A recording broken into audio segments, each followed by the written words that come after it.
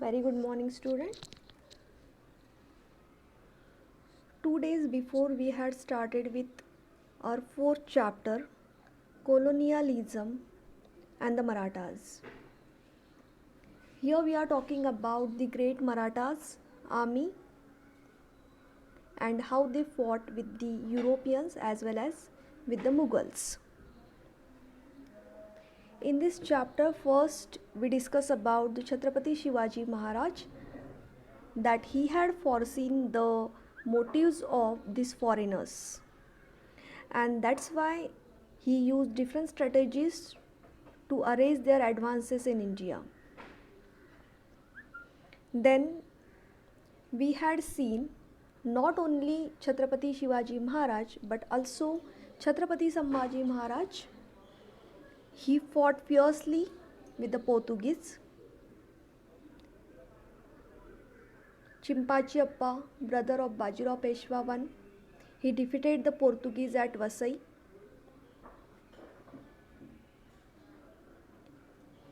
Then we have started with colonialism versus the Maratha Empire. Here we discuss about the Europeans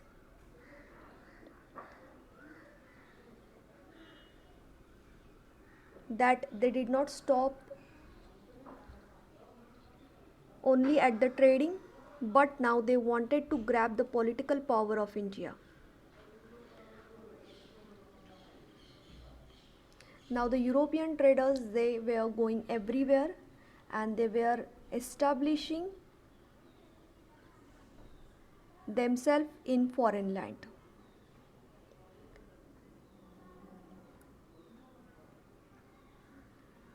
Chhatrapati Shivaji Maharaj, he first came in contact with the Portuguese when he established his control on Kalyan and Bhiwandi. After that, he had used some strategies and he fought with the Portuguese. We discuss about that.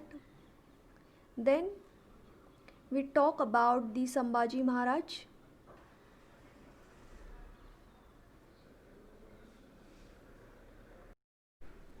Sambhaji Maharaj attacked Revdanda.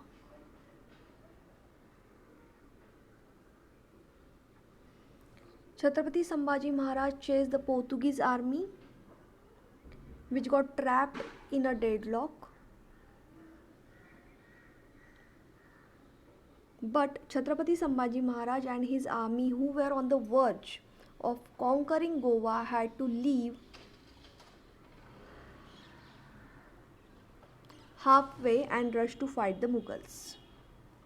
Okay, now next we are going to talk about the great Maratha warrior, that is Chhatrapati Shahu Maharaj.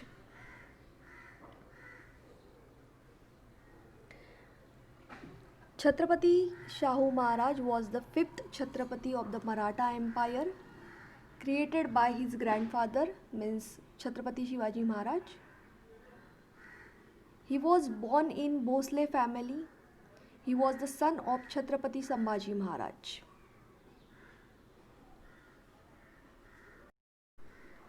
Now here we can see that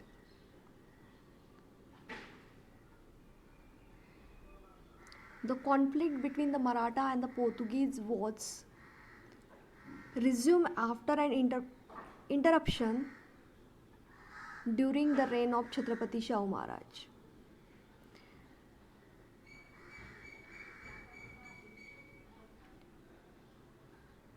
There was a treaty which was signed between the Marathas and the Hussain Ali Sayyid, who was the chief representative of the Mughals in the south.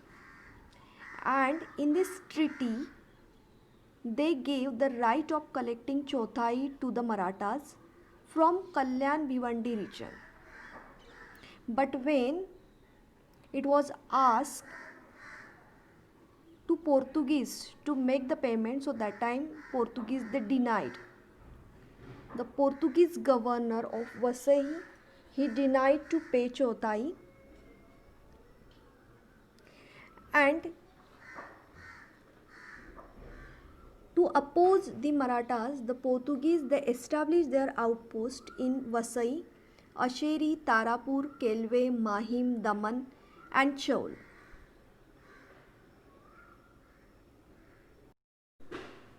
So student, one more time I want to tell you what is this Chotai. Chotai, it was a regular tax or tribute imposed from early 18th century by the Maratha Empire in the Indian subcontinent. Now what happened when the treaty was signed between the Chhatrapati sorry between the Marathas and the Hussain Ali Sayyid, so that time it was decided that the Marathas they could collect the chotai from the Portuguese. But when it was asked to Portuguese, so that time they denied to pay the chotai. And that's why what they did to oppose these things, they established their outpost in different parts of India. Not only this, but they also increased the intensity of their atrocities on the local people. Atrocities means what? They started to torture the local people. They started to torture physically as well as mentally to these local people because they didn't want to pay this chotai to the Marathas.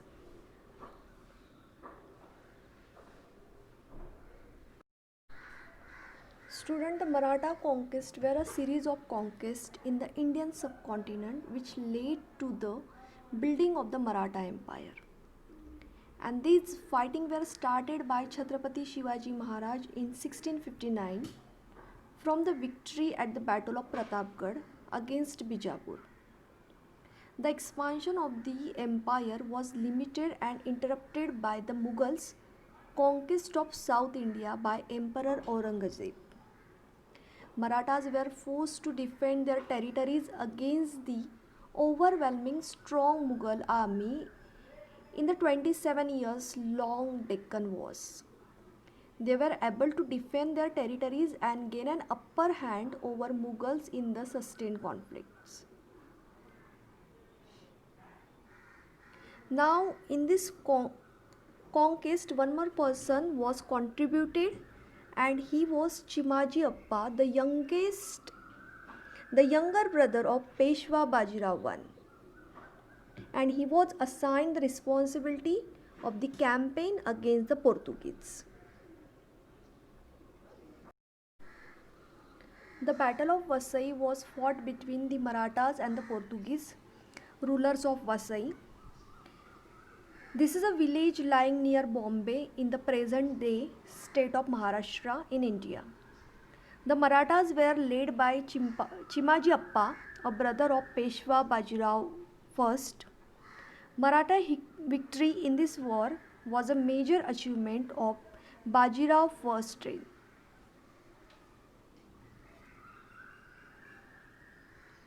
In March 1737, the Maratha army conquered Sashti Island.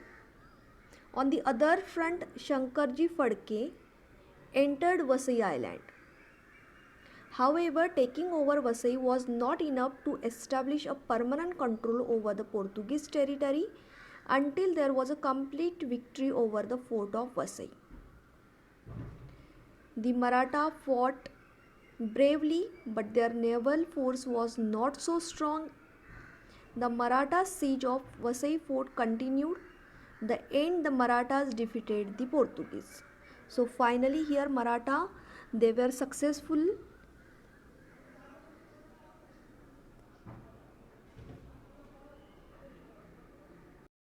in conquest of Vasai fort in the leadership of Chimaji Appa.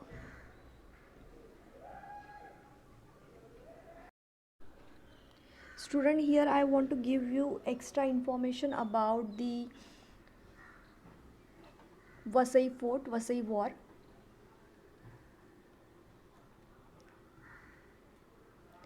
The Battle of Vasai fort was fought between the Maratha and the Portuguese rulers of Vasai.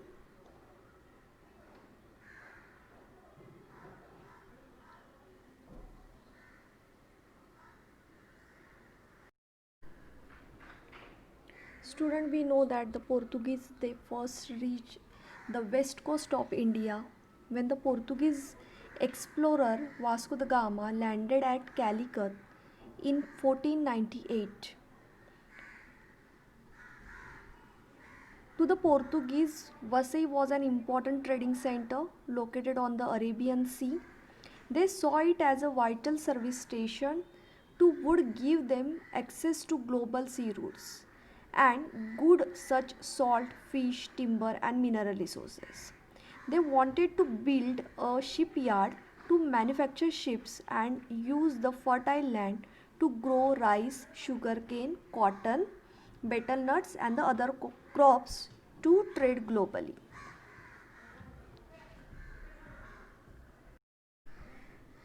Chimaji Appa, the siege on 1st of May 1739 by laying 10 mines next to the walls near the Tower of Remedios. Maratha soldiers charged into the breach caused by exploding 4 of them. Almost immediately they came under fire from Portuguese guns and muskets. Chimaji Appa, Mallar Rao Holkar, Ranoji Shinde and Manaji Angre goaded their contingents to scale the walls throughout the day. Next day on 2nd May, the tower of Sao and Remedios were repeatedly attacked. More mines were set off during the day, causing large breaches in the wall between the two towers. Around 4,000 Maratha soldiers tried to pour into the fort, but the Portuguese opposition was fierce. They also managed to defend the two towers by lighting firewood. On 3rd May, the tower of fort was demolished by the Maratha mine. Maratha armies could not easily march into the fort without the fear of being fired upon from the tower. The encirclement and defeat of Portuguese was complete. Chimaji Appa decided to settle the war at this point by sending a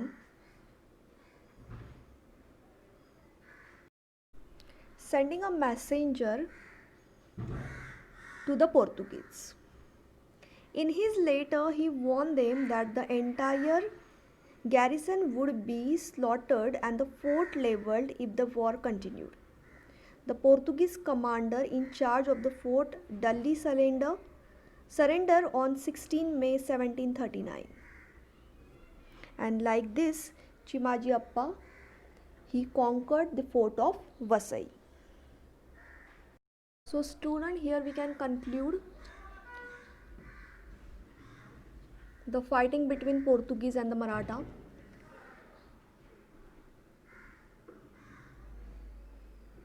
Chhatrapati Shivaji Maharaj first he fought with the Portuguese. After his death, Chhatrapati Sambhaji Maharaj beat the Portuguese. He made them literary beggars in Goa. When Chhatrapati Sambhaji entered Goa, massive battle began from fort of Fonda and he chased them till Panjim. He conquered 95% of Goa and Portuguese were restricted only in Panjim. They were so scared that Viceroy and Portuguese soldiers took refuge in Father Francis Church to pray to save them from Shambhuraji. They were forced to sign treaty and bow down. If we talk about Chhatrapati Shivaji Maharaj, so he was a smart, intelligent and politically tactician who knew fully well his strengths and weaknesses. He was careful to exploit the fault lines of his enemies and rode them hard till they cracked along those lines. He was brave and he and his soldiers are almost legendary in their bravery as well as their integrity, as symbolized in the Marathi movie Rajmata Jizau, if you have seen this movie.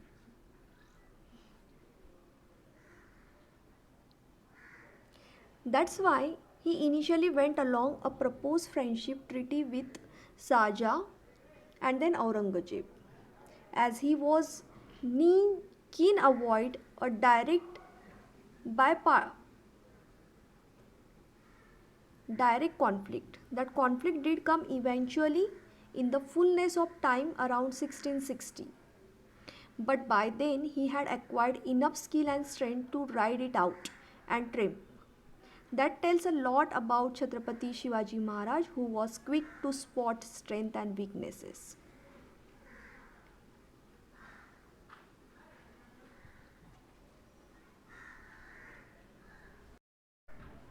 If we talk about Chimaji Appa, so Chimaji gave 8 days to the Portuguese to leave the fort of Vasai. Many Hindus who had been forcibly made Catholic were allowed to convert back. This victory was cherished by Marathas for a long time. And finally, if we talk about the great Chhatrapati Shahu Maharaj, so there was a treaty signed between the Marathas and Hussain Ali Sayyid. By that treaty, the Portuguese they had to pay chauthai to Marathas, but the Portuguese they denied. The governor of Vasai he refused to pay, and they did establish their outpost different parts in India, as well as they also increased the intensity of their cruel behavior on the local people. So these were the contribution by the different great Maratha warriors in the battle of Maratha versus Portuguese.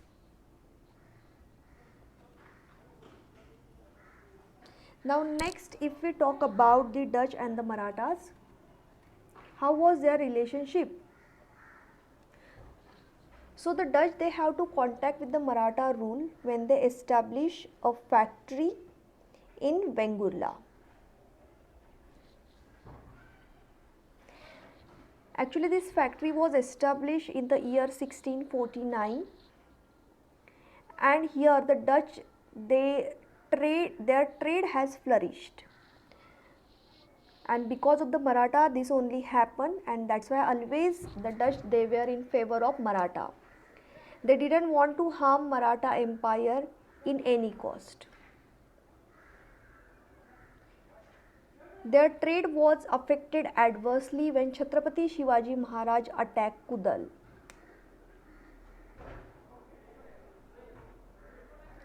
In 1665, what happened? The Mughals governor Subedar he asked Dutch to help them to destroy the Maratha naval force.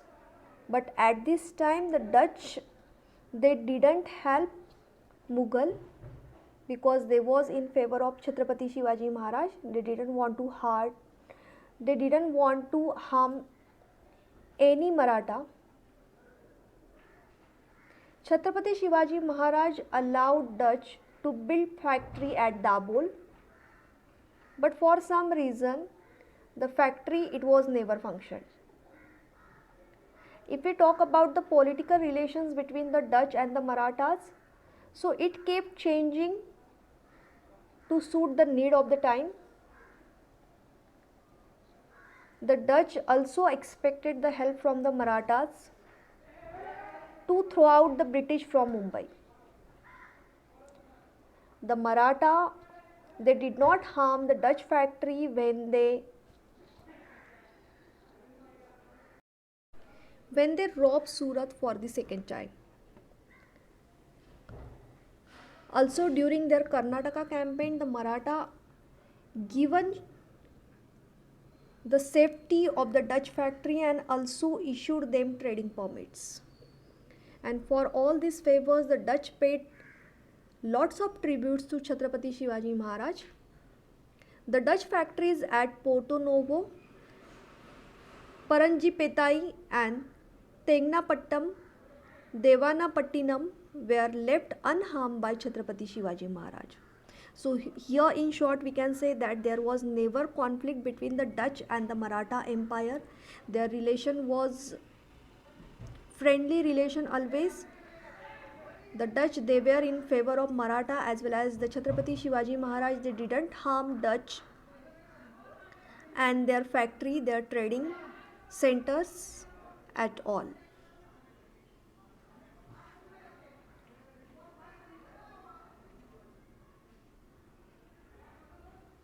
So student, today we will stop here. We have discussed till Dutch and the Maratha Empire. In the next part we are going to discuss about the French and the Maratha Empire. So if you have any query, you can ask when the live session it is there. Tuesday we have live session of history.